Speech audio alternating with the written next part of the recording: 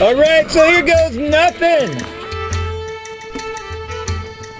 Ahoy, mate. Remember, Mr. Toad, that wild ride going nowhere that ended in hell? Or that Scream Machine roller coaster ride that unfortunately always ended where you started? Or perhaps a Hydra or Mind Bender so you could go, stand in line again, and wait? I hope you brought the duct tape, the really big roll.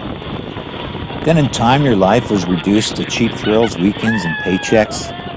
Having been cut off from the ocean for 3 years, I needed to find a way back to throw or hurl myself to it again. Somehow I had to rediscover my skill set, purpose, and passion, plus rediscover my will to live and love. The ocean and time would once again become my greatest lover and friend.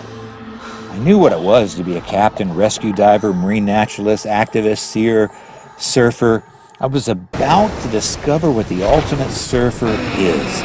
There are those who surf, dive, study, sail, and play in the ocean. Then there are the big wave surfers, pelagic watermen, and blue water sailors who live in the liquid life. We are ocean mavericks, mermen, and mermaids. I soon found myself locked into the ultimate adventure, engaged with the sea as a merman sailor, surfer, both to ride and wipe out into her. The freedom and embrace of the endless ocean is a wild bliss beyond that of land-loving orgasms.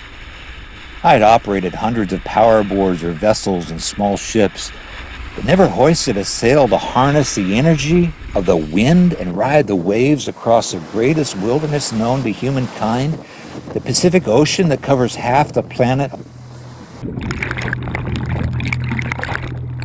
20 years earlier, I had a dream. And the night of a black sailboat in the tropical Pacific, I had no idea that was in the makings as reality, or that finally for the first time I'd own my own house or home to say.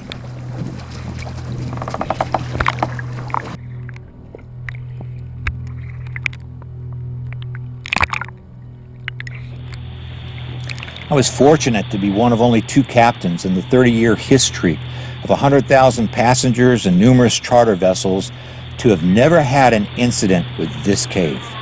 Boats have sunk, gone aground, severely damaged, people died and been hospitalized. It's located in the roughest channel of the Isles of Hawaii. And between swells that fill, compress, close, and blow out, there are short windows of time to get in and get out. This cave maneuver was stopped and made illegal by the U.S. Coast Guard while I was still recovering from my own dark cave. I was thriving, had a happy life on Maui, Hawaii, and the Pacific Ocean as a charter boat captain, wannabe edu entertainer, and naturalist. I got hurt really bad. My left shoulder socket dislocated, got jammed under my shoulder blade, 270-degree slap tear, Bankart lesion, had to undergo surgery, frozen shoulder, torn, twisted tissues and nerves across my back, gave way to unceasing pain for 2 years that literally dropped me off into the ground when a flare-up came out of nowhere. My employer wrongfully and prematurely terminated me, stopped all medical coverage early on, 1.5 years prior to recovery. No one seemed to believe I would recover. The suffocating darkness of tragedy continued. The Great Recession torched the economy. Any chance I had going forward to work otherwise vanished. My girlfriend, partner of promise to be, faded as the long, dark night of the soul wore on. I found myself alone at the swimming pool in Nashville. I looked at the pool, barely able to eke out a side stroke, and stated, in 3 months, I will swim a mile using every stroke. Often I cried at night in agonizing pain, dreaming and longing to be with my wild dolphin, whale, seal, turtle, fish, and shark friends. My surgeon and therapist had no idea. I dare not ask or reveal my pool undertakings. 2.5 months later, I swam a mile using every stroke in 40 minutes. I imagined my sea critter friends with me. 6 months later, I swam a mile in 27 minutes. Once I felt good and totally lost, only then could I discover what otherwise I'd never know. It's like finding an island not on the charts.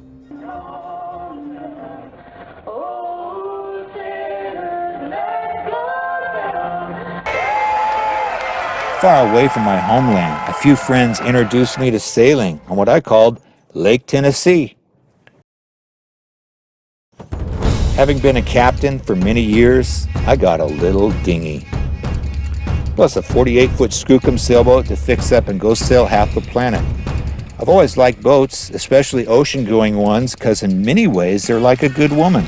They like it rough, get emotional, like to be touched, want attention. If you take good care of such, it'll save your life sooner than later or later than sooner. Together, we would mend one another.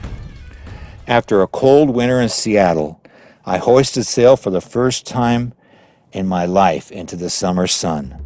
Sailing is very intimidating, especially on the open ocean.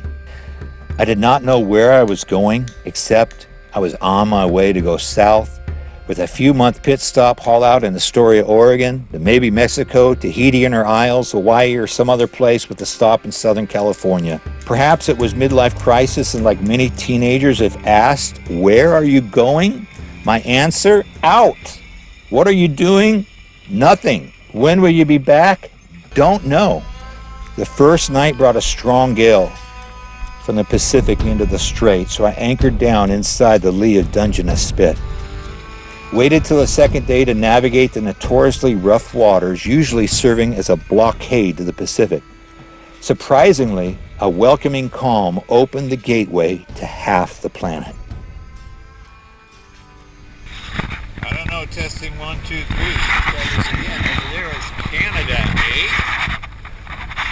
And out there is the Pacific Ocean as we make our way out of the Strait of San Juan de Puerto.